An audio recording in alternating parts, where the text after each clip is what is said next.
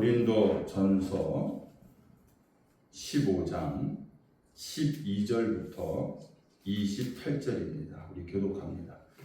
그리스도께서 죽은 자 가운데서 다시 살아나셨다 전파되었거늘 너희 중에서 어떤 사람들은 어찌하여 죽은 자 가운데서 부활이 없다 하느냐? 만일 죽은 자의 부활이 없으면 그리스도도 다시 살아나지 못하셨으리라. 그리스도께서 만일 다시 살아나지 못하셨으면 우리가 전파하는 것도 헛것이요 또 너희의 믿음도 헛것이며 또 우리가 하나님의 거짓 증인으로 발견되리니 우리가 하나님이 그리스도를 다시 살리셨다고 증언하였습니다. 만일 죽은 자가 다시 살아나는 일이 없으면 하나님이 그리스도를 다시 살리지 아니하셨으리라. 만일 죽은 자가 다시 살아나는 일이 없으면 그리스도도 다시 살아나신 일이 없었을 터이요. 그리스도께서 다시 살아나신 일이 없으면 너희의 믿음도 헛되고 너희가 여전히 죄 가운데 있을 것이요. 또한 그리스도 안에서 잠자는 자도 망하였으리니 만일 그리스도 안에서 우리가 바라는 것이 다만 이 세상에 살 뿐이면 모든 사람 가운데 우리가 더욱 불쌍한 자이리라. 그러나 이제 그리스도께서 죽은 자 가운데서 다시 살아나사 잠자는 자들의 첫 열매가 되셨도다. 사망이 한 사람으로 말미암았으니 죽은 자의 부활도 한 사람으로 말미암는도다. 아담 안에서 모든 사람이 죽은 것 같이 그리스도 안에서 모든 사람이 삶을 얻으리라. 그러나 각각 자기 차례대로 되리니 먼저는 첫 열매인 그리스도요 다음에는 그가 강림하실 때에 그리스도에게 속한 자요 그 후에는 마지막이니 그가 모든 통치와 모든 권세와 능력을 멸하시고 나라를 아버지 하나님께 바칠 때라. 그가 모든 원수를 그 발 아래에 둘 때까지 반드시 왕노릇 하시리니 맨 나중에 멸망받을 원수는 사망이니라. 만물을 그의 발 아래 두셨다 하셨으니 만물을 아래에 둔다 말씀하실 때에 만물을 그의 아래에 두시니가 그 중에 들지 아니한 것이 분명하도다. 만물을 그에게 복종하게 하실 때에는 아들 자신도 그때에 만물을 자기에게 복종하게 하신 이에게 복종하게 되리니 이는 하나님이 만유의 주로서 만유 안에 계시려 하심이라. 아멘. 아멘. 여러분들 우리가 이 건축에서 가장 중요한 것이 무엇일까를 한번 생각해 보시면요, 눈에 보이는 화려한 외벽이 아닙니다. 그리고 안에 정말 비싸고 아름다운 것들로 장식한 그런 인테리어가 아니다라는 것입니다. 가장 건축에 있어서 중요한 것은 바로 기초입니다. 기초가 흔들리면은요, 그 위에 세워진 모든 성취는 순식간에 다 오래성이 되어버리고 만다라는 것입니다. 오늘 우리가 다루는 이 고린도전서 15장을 우리는 부활장이다 이렇게 부릅니다. 이 부활장이라 불리는 이 고린도전서 이 15장에는 기독교 신앙의 가장 밑바닥 그 기초가 거기에 놓여 있다라는 사실입니다. 만일 부활이라는 이 기초가 뽑혀 나가면은 과연 이 기독교라고 하는 이 건물이 어떻게 될까? 바울은 오늘 아주 무서운 가정을 하고 하나 있어요.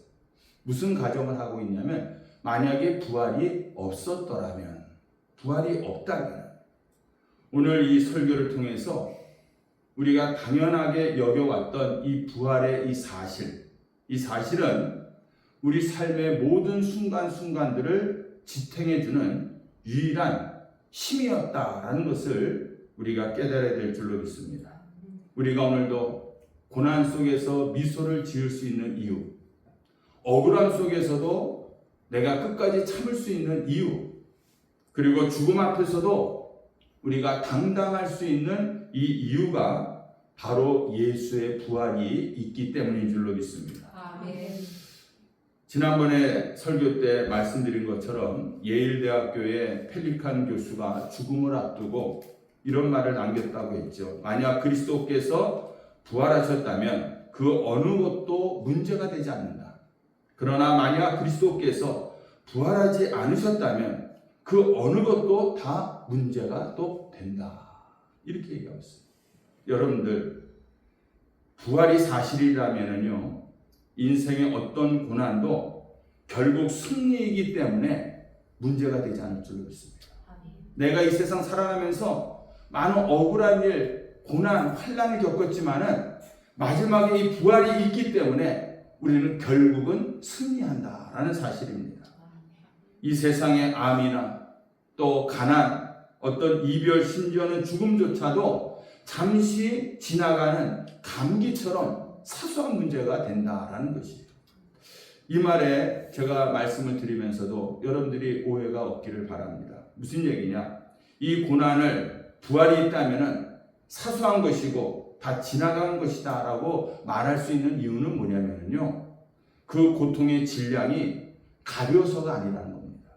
그 뒤에 올 영광의 크기가 압도적으로 크기 때문에 우리가 이 세상에서 당하는 이 고난들은 잠시 지나가는 감기와도 같다, 이렇게 말씀을 드리는 겁니다. 여러분들, 암 환우들에게 부활은 아픈 건 아무것도 아니니 참으세요, 이렇게 강요하는 게 아닙니다. 여러분들, 무슨 얘기입니까? 당신의 그 고통이 결코 헛되지 않다는 것입니다. 반드시 끝이 있고 주님이 주실 영광스러운 새 몸으로 우리가 보상을 받을 것이다 라는 하나님의 약속이 우리에게 있는 줄로 믿습니다. 지금 환우들이 흘리는 이런 고통의 이 눈물은 의미 없이 흘리는 눈물이 아니라 부활의 아침에 주님께서 닦아주실 그런 귀한 보석이 될 줄로 믿습니다. 하지만 여러분들, 부활이 만약에 가짜라면, 부활이 없다면 우리가 믿는 모든 신앙의 행위가 완전한 헛수고가 되어버리고 만다라는 거예요. 그리고 아무것도 의미가 없다, 이렇게 되어버리고 마는 것입니다. 내가 이 세상을 살아온 어떤 의미가 부활이 없다면 없다는 거예요. 헛수고라는 겁니다. 내가 도덕적으로 살았고 열심히 내가 예배를 드려도 결국은 한 줌의 흙으로 우리가 돌아갈 뿐이기 때문에 인생 자체가 거대한 허무함만 남게 된다라는 것입니다. 그래서 여러분들, 오늘 12절 말씀해 보시면은 당시 고린도 교회 안에 죽은 자의 부활이 없다라고 이렇게 주장하는 그런 사람들이 있었어요. 근데 이 사람들이 예수를 안 믿는 사람들이 아닙니다. 예수를 믿는 사람들 안에서 믿는다고 본인들이 말하면서도 예수님의 부활, 몸의 부활을 거부하고 있었다라는 것입니다. 왜 이런 일이 교회 안에서 예수를 믿는 사람들 안에서도 일어날 수 있었을까를 한번 생각해 보면은, 당시에 유행했던 헬라 철학 중에 이원론이라는 게 있습니다. 이 이원론은 세상은 영적인 것과 육적인 것으로 나뉘었다. 그래서 영은 선한 것이고 깨끗한 것이고 육은 더러운 것이고 썩어져 없어질 것이다. 이렇게 이 헬라 철학 이원론에 물들어 있었던 그리스도인들이 있었다라는 것이에요. 그들은 이렇게 생각했어요. 이 영혼이라고 하는 이 보석이 중요하지, 이 영혼이라고 하는 이 보석을 담고 있는 이 그릇, 육신은 결코 중요한 것이 아니다, 이렇게 생각하는 것입니다. 그래서 구원이라고 하는 것은 뭐냐? 이 지긋지긋한 이 몸, 이 그릇에서 우리가 완전히 깨져버리고 보석이 자유롭게 날아가는 것이 구원이다, 이렇게 그들은 생각하고 있었다는 것입니다. 이런 생각이 여러분들 신앙을 왜곡시키는 겁니다. 그들에게 구원은 뭡니까? 하루속히 육체에서, 감옥이라는 이 육체에서 내가 벗어나는 것이 그들에게 있어서는 구원인 거예요. 그런데 사도 바울이 이런 얘기를 합니다. 당신의 몸이 다시 살아날 것입니다. 예수님이 부활하신 것처럼 당신들도 부활할 것입니다. 당신의 몸이 다시 살아날 것입니다. 이렇게 얘기하니까 이원론에 물들어 있던 사람들은 야, 우리가 다시 이 몸에 우리 영혼이 다시 구속이 돼? 재구속이 돼? 이럴 수는 없지. 이렇게 생각을 하면서 그들에게 있어서는 몸의 부활은 없다. 이렇게 그들이 주장을 했던 것이에요. 여러분들, 이렇게 잘못된 이원론에 빠진 결과가 사람들에게 어떻게 나타납니까? 어떤 생각을 갖고 있냐면 어차피 몸은 썩어져 없어질 것이니 내 마음대로 쾌락을 즐기면서 살자. 이런 방종의 모습들이 예수를 믿으면서도 나타나는 것이에요. 또 하나는 몸은 악한 것이니까 우리가 굶기고 때려야 돼 하면서 아주 금욕적인 그런 생활을 하는 사람들이 반대로 나타납니다. 또 죽어서 영혼만 천국 가면 됐지, 늙고 병든 몸이 다시 살아나서는 뭐 하겠느냐, 이런 생각들을 가지고 있었다는 것입니다. 그런데 여러분들, 성경은 오늘 단호합니다. 하나님은 우리 영혼만 만드신 것이 아니라 우리의 몸도 만드신 줄로 믿습니다. 그리고 예수님은 영혼만 부활하신 것이 아니라 못자국난 그 몸을 가지고 모든 제자들에게 다 보여주시고 그 몸을 보여주시고 그 몸으로 예수님께서는 부활하셨다라는 사실이에요. 그래서 우리가 사도신경을 고백할 때도 이렇게 고백하지 않습니까? 몸의 부활과 영생을 믿습니다. 예전 사도신경에 보면은 몸이 다시 사는 것과 같이 우리의 몸이 다시 살아난다, 이렇게 이야기하고 있어요. 그래서 여러분들, 부활은 단순히 영혼만 살아나는 것이 아니라 몸이 다시 살아나는 것이 부활인 줄로 믿습니다. 그래서 여러분들이 신앙생활 하시면서 예수의 부활을 믿지 못하게 하는 여러 가지의 여러분들의 가지고 있는 생각들, 학문들, 사상들, 관습, 습관들, 이런 것들을 다 깨트려버리는 그런 시간이 되시기를 주님의 이름으로 축원합니다.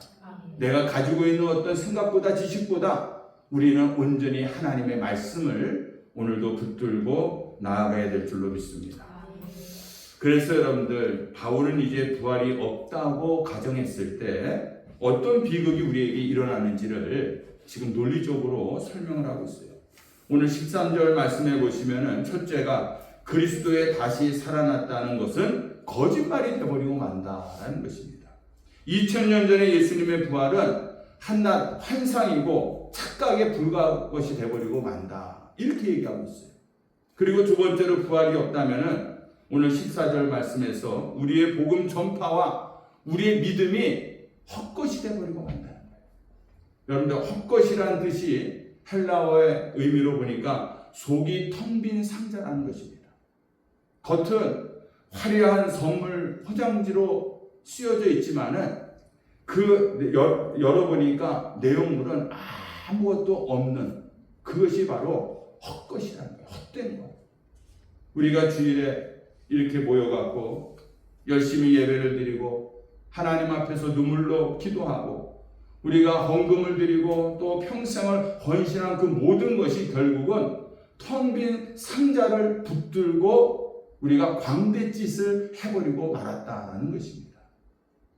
그리고 여러분들, 세 번째로, 부활이 없다면요, 15절에서 우리는 하나님 앞에서 사기꾼이라는 것입니다.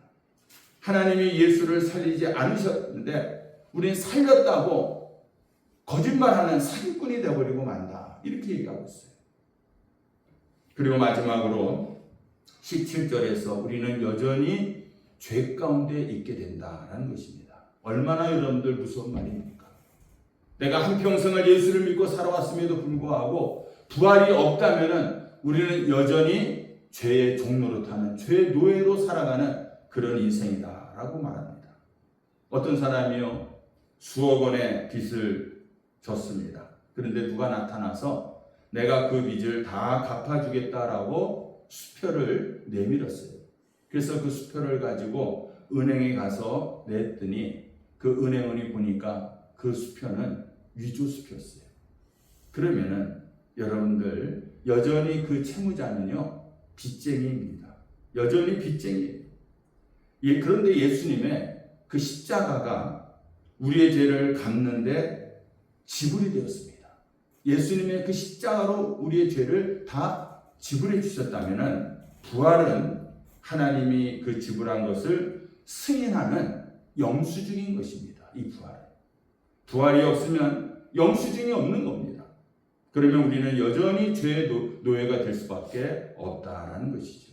그래서 19절의 결론이 모든 사람 가운데 우리가 더욱 불쌍한 자이라 이렇게 읽었어요.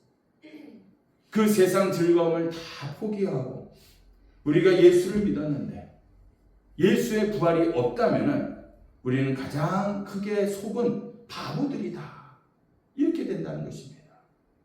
하지만 여러분들, 사도 바울이요 절망의 끝에서 소망의 확신을 선포하고 있어요. 20절을 보시기 바랍니다.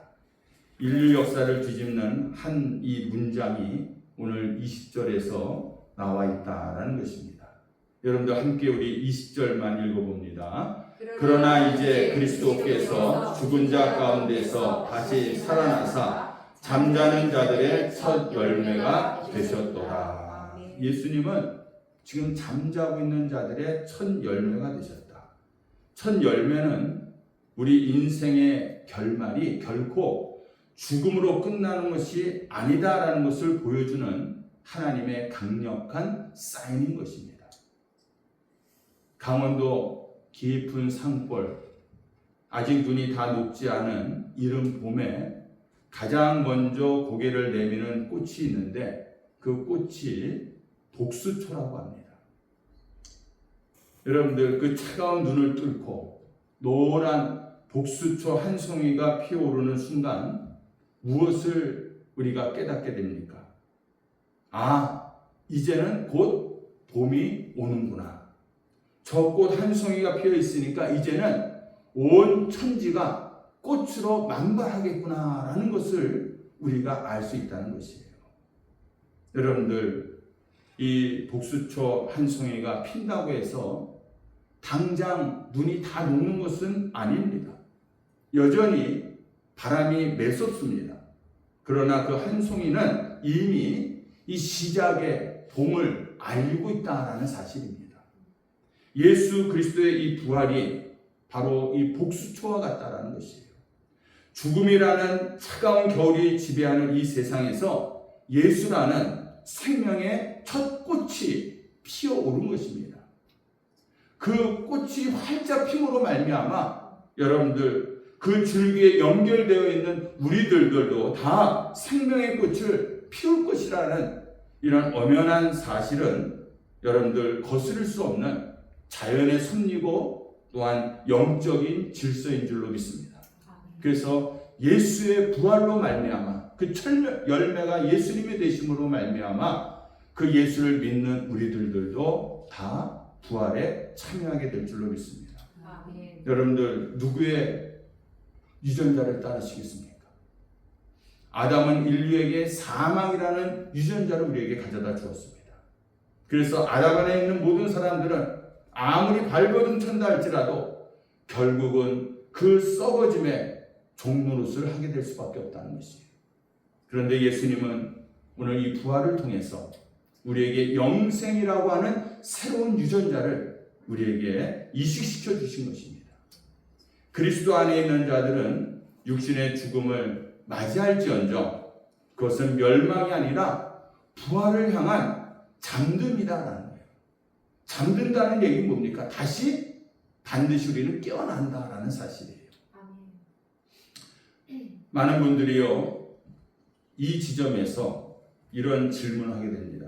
그런데 목사님, 우리가 예수님이 부활해서 왕이 되셨다고 하는데 왜 내 삶은 여전히 힘들고 또 세상은 왜 이렇게 악이 가득합니까? 예수님이 부활하셨다는데 왜 이런 일들이 계속 일어나고 있습니까? 그래서 25절에서 주님이 모든 원수를 그 발 아래 둘 때까지 왕노릇 하신다 이렇게 설명을 하고 있어요. 이것이 유명한 신학적인 개념인 이미와 아직이라는 그런 개념을 우리에게 말해주고 있어요. 예를 들면은 어떤 분이요 경매에 나온 집을 이 경매에 참여해갖고 이제 구입을 했습니다. 그리고 잔금을 다 치르고 법적인 모든 절차를 다 마치고 이 등기 권리증을, 이 증문서를 자기 손에 받은 거예요. 그리고 집에 가봤습니다. 이제 들어가야 되니까 집에 가보니까 얘기도 하지 않고 불법 점거자가 그 안에 버티고 있는 겁니다. 이런 일들이 이 경매로 집을 산 경우에 종종 있다는 거예요. 그러면 어떻게 됩니까? 그 법적인 그 등기 권리증을 가지고 있는 사람은 납니다. 법적으로 그 집의 소유자는 난 거예요. 그래서 강력하게 요구할 수가 있는 겁니다. 그래도 안 나가면 어떻게 됩니까? 경찰을 부르잖아요. 경찰을 부르고 강제적으로 나중에는 쫓아내게 된다는 것입니다. 여러분들, 이것이 바로 평화를 되찾기까지는, 내가 내 집에 들어가서 편안한 안식을 취하기까지는 아직까지 시간이 좀 걸린다라는 것입니다. 지금 우리가 사는 세상이 이와 같다는 것이죠. 예수님의 부활하심으로 사탄과 죽음으로부터 이미 세상으로 우리는 법적으로 이 세상에서 우리는 승리했고 되찾은 자들입니다. 다만 악한 세력들이 아직까지 이 땅에 남아갖고 마지막에 발버둥 치고 있는 그런 모습을 우리가 보고 있는 것이에요. 그래서 우리는 이 증문서를 손에 쥐고 당당하게 나가라 외치는 이 집주인이 된 줄로 믿습니다. 결국 승리자는 누구입니까? 그 등기 권리증을, 증문서를 가지고 있는 자들이에요. 부활의 소망을 우리가 붙들고 믿고 있는 자들이 결국은 이 세상에서 우리가 승리하게 될 줄로 믿습니다. 그래서 아직은 우리가 여전히 질병이 우리에게 있습니다.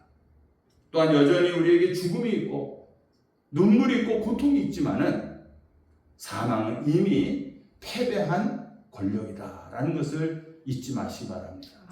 그러므로 우리는 당당하게 그 사망 앞에서 우리는 외칠 수가 있다라는 것이에요. 이제 이러한 사도 바울이 이 고린도 교회를 향해서 부활이 없다면 이런 가증하에서 논리를 펼치면서 이제 이야기를 나눴는데, 이제 여러분들 우리가 한번 질문해 봅니다. 그래서 부활이 내 삶에 무슨 상관이 있습니까? 부활은 오늘 어떻게 나를 바꾸어 놓았습니까? 이것이 우리에게 중요한 것이에요. 이런 일들이 2000년 전에 있었는데 그 부활하신 주님이, 2000년 전에 부활하신 그 주님이 오늘 나와 어떤 관계가 있느냐, 이것이 우리에게 중요한 것이에요. 여러분들, 오늘 첫 번째로는 부활은 우리의 슬픔을 잠으로 바꾸었다라는 사실입니다. 성도의 죽음을 잔다라고 이렇게 표현하고 있잖아요. 잔다는 표현은 다시 깨어나는 것입니다.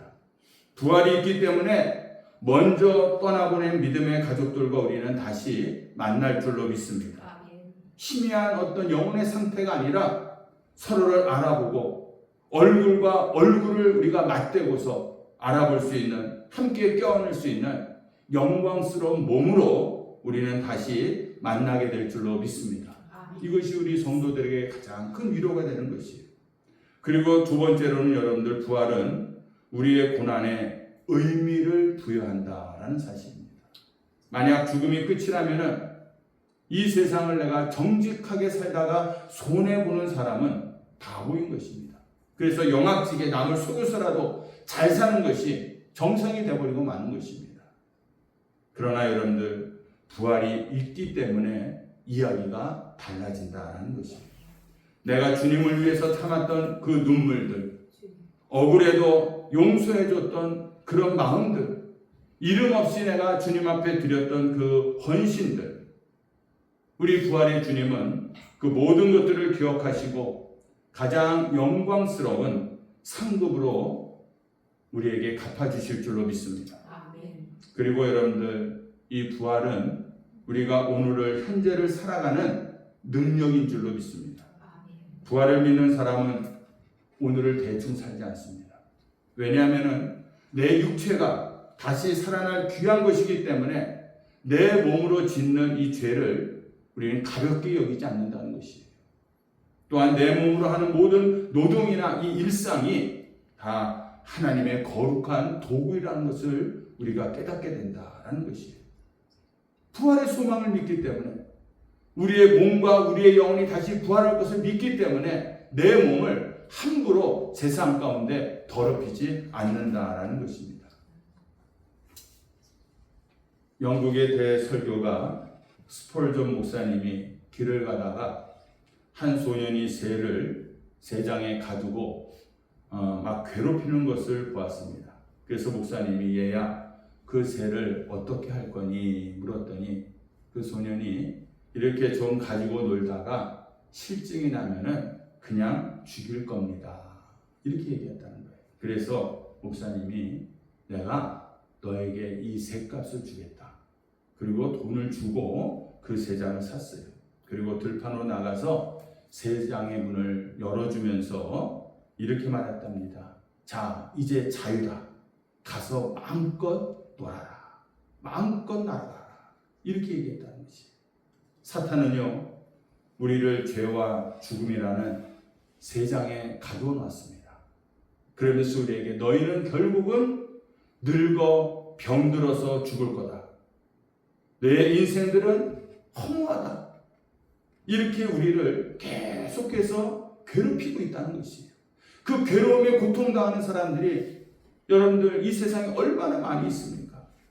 그러나 예수님은 당신의 생명이라는 값을 치르고 우리 인생의 새장문을 활짝 열어주셨다는 것이에요.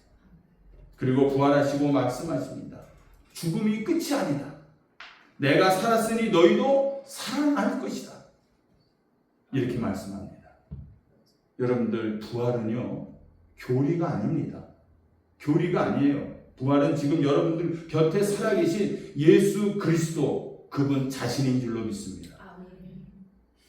질병 때문에, 경제적인 위기 때문에, 혹은 인간관계의 무너짐 때문에 죽을 것 같은 절망 속에 계신 분들이 있습니까? 내가 오늘 살아가면서 여러 가지 이런 고난으로 인해서 괴로워하고 있는 분들이 있습니까? 무덤 문을 박차고 나오신 그 예수님을 여러분들이 바라보시기 바랍니다. 그분이 우리의 왕이십니다. 아멘. 만일 부활이 없다면 우리는 가장 불쌍한 자이지만은 예수 그리스도께서는 분명히 다시 살아나셨습니다. 아멘. 이 확실한 복음 위에 여러분들의 신앙을 세우시기를 바랍니다. 아멘. 그래서 이제는 절망이 아니라 소망으로, 죽음이 아니라 영원한 생명으로 아멘. 오늘을 당당히 내가 승리하면서 살아가는 그런 모든 성도님들이 다 되시기를 주님의 이름으로 축원합니다. 아멘. 이 시간 우리 한번 하나님 앞에 우리 기도하겠습니다. 오늘 이 말씀을 붙들고 정말 주님께서 우리의 소망이시고 아멘. 우리의 부활 되신 주님이십니다. 내가 지금까지 살아왔었던 그런 신앙생활이 행여나 정말 예수님이 정말 부활하셨을까? 이런 의심이 우리에게 행여나 있었다면 오늘 이 말씀을 통해서 우리의 믿음 없음을 배회하고 부활하신 그 주님을 우리 마음속에 온전히 우리가 모시는 그런 은혜가 있기를 우리가 주님의 이름으로 함께 기도하면 좋겠습니다. 우리 다 같이 한 음성으로 우리 기도합니다. 아버지 하나님, 오늘